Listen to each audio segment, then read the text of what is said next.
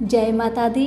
मेरे सभी प्यारे दोस्तों, मैं लक्ष्मी शर्मा बड़ों को चरण स्पर्श, छोटों को प्यार और बराबर वालों को दिल से नमस्कार करती हूँ। आज आप सभी सुनेंगे भगवत गीता का चौथा अध्याय महात्म्य सहित।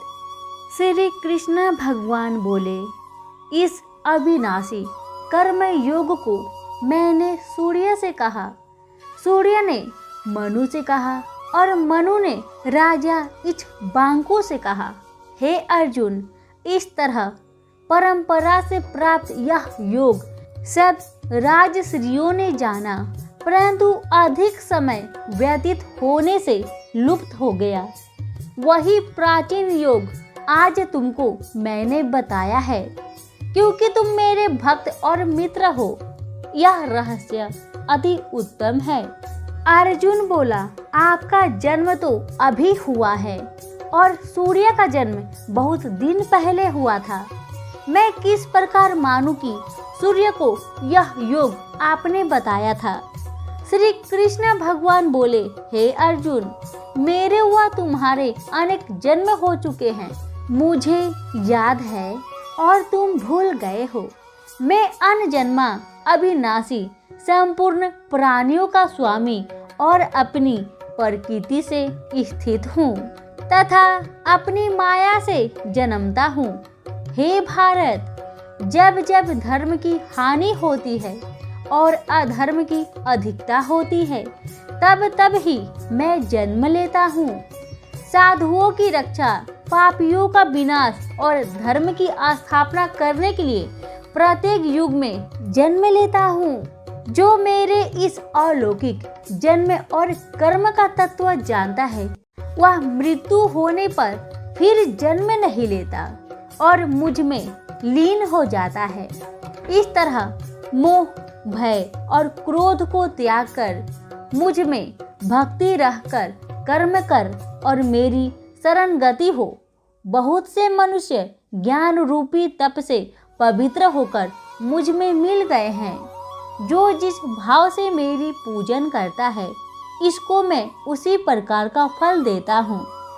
जो मनुष्य लोक में कर्म सिद्धि की इच्छा करने वाले देवताओं का पूजन करते हैं, क्योंकि इस लोक में कर्म की सिद्धि शीघ्र होती है। मैंने चारों वर्णों की सृष्टि अपने अपने गुण और कर्म से की है। सृष्टि की कर्ता मैं ही हूँ, तथापि मुझे अकर्ता अविनाशी जानो। कर्म मुझको वृद्ध नहीं कर सकते तथा कर्म फल मेरी कामना नहीं है। इस प्रकार जो मुझको पहचानता है, कर्मों के बंधन में नहीं पड़ता। इसी प्रकार समझकर प्राचीन मुमुक्षुओं ने भी कर्म किए हैं, अतः पूर्व पुरुषों के पहले ही किए गए कर्मों को तू भी कर। हे अर्जुन, कर्म क्या है और कैसे किया जाता है, इसके विचार में विद्वानों की बुद्धि भी चकरा जाती है। उस कर्म का वर्णन मैं तुमसे करूंगा, जिसके जानने से संसार के बंधन से छूटकर मोक्ष की भागी होंगे। कर्म, विक्रम और अकर्म तीन का जानना आवश्यक है, क्योंकि कर्म की गति अति गंभीर है। जो कर्म में अकर्म देखता है, वही पुरुष बुद्धिमान है, वही योगी और समस्त कार्यों का करने वाला है। हे अर्जुन, जो कर्म करने में कोई कामना नहीं रखता है और जिसके समस्त कर्म ज्ञान रूपी अग्नि से भस्म हो गए हैं, उसको ही पंडित कहते हैं। जो फल की आशा छोड़कर कर्म करता है और उनमें आसक्त भी नहीं रखता है तथा निराश्रय ही सदा संतुष्ट रहता है। मनुष्य कर्म में घिरा रहने पर भी मानो कुछ नहीं करता है। सब कामनाओं को त्याग मन और आत्मा को बस में रखकर संसारी परपंजों से छूटकर केवल शरीर से काम करते हैं।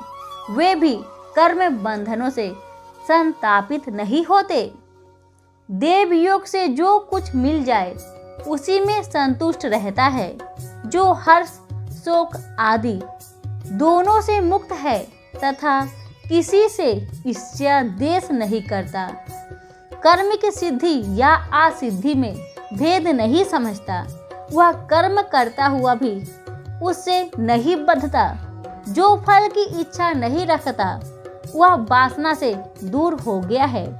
ज्ञान में जिसका मन अचल है, जो यज्ञ के कर्म करते हैं वे सब कर्म लुप्त हो जाते हैं। हवन करने का पदार्थ भी ब्रह्म है, आहुति देने वाला भी ब्रह्म है। इस प्रकार जिसकी वृद्धि में सब कर्म ज्ञानमयी है, उसी को ब्रह्म प्राप्त होता है। कोई कोई कर्म योगी देवताओं की पूजा करते हैं और कोई कोई ज्ञान योगी ब्रह्म रूप अग्नि में यज्ञ रूप से हवन कर परमात्मा का भजन करते हैं। कोई ऐसे हैं जो कि अपने इंद्रियों के तथा सब कर्मों को संयम रूप अग्नि में होम देते हैं, और कोई कोई इंद्रिया रूप अग्नि में इंद्रियों के रूप शब्द दी विषयों को होम देते हैं। कितने ही लोग इंद्रियों के सब कर्मों को और प्राणियों के कर्मों को आत्मज्ञान से प्रज्वलित आत्मा को संयम रूप अग्नि में होम देते हैं।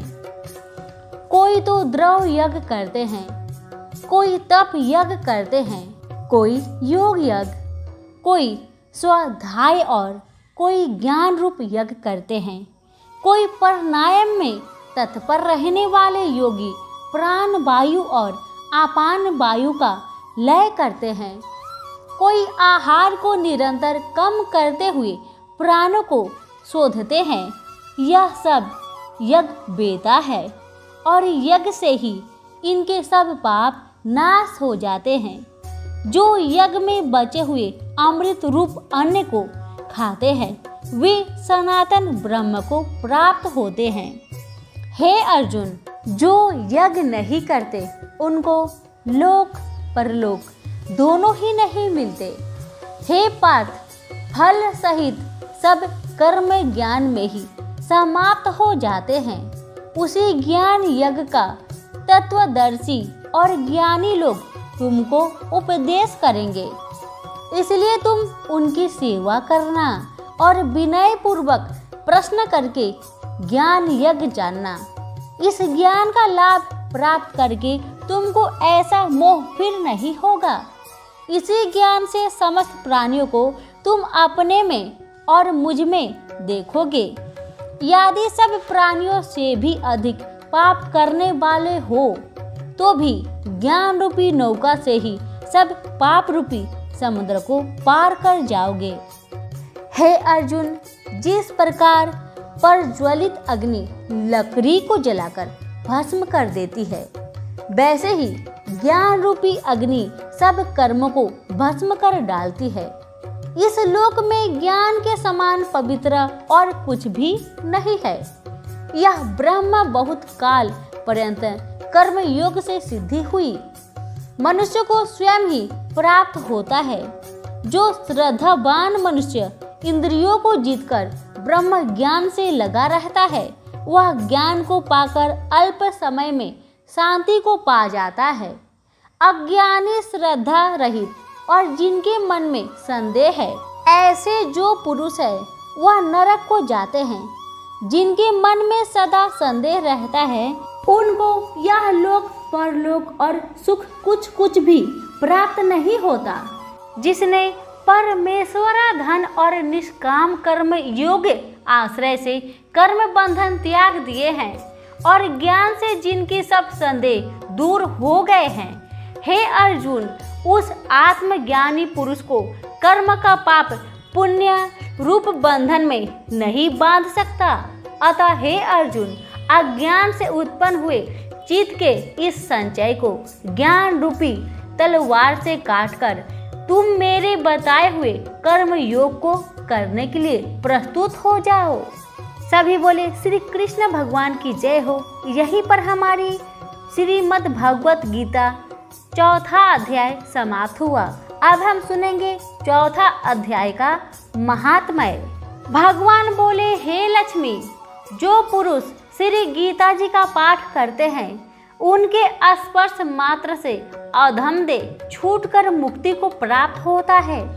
लक्ष्मी जी ने पूछा, नारायण जी, श्री गीता जी के पाठ करने वाले को छूकर भी कोई जीव मुक्त हुआ है? तब श्री नारायण जी ने कहा, हे लक्ष्मी जी, तुमको मुक्ति की एक पुरातन कथा सुनाता हूँ। भगीरथी गंगा जी के तट पर एक काशीपुरी नाम का नगर था। वहाँ एक वैष्णव श्री गीता जी के 4थे अध्याय का पाठ किया करता था। एक दिन वह साधु वन में गया। वहाँ बेरियों के 2 वृक्ष थे। उनकी बड़ी छाया थी। वह साधु बैठ गया और बैठते ही निद्रा आ गई। एक बेरिया से उसके पाँव लगे और दूसरे के सिर लग गया।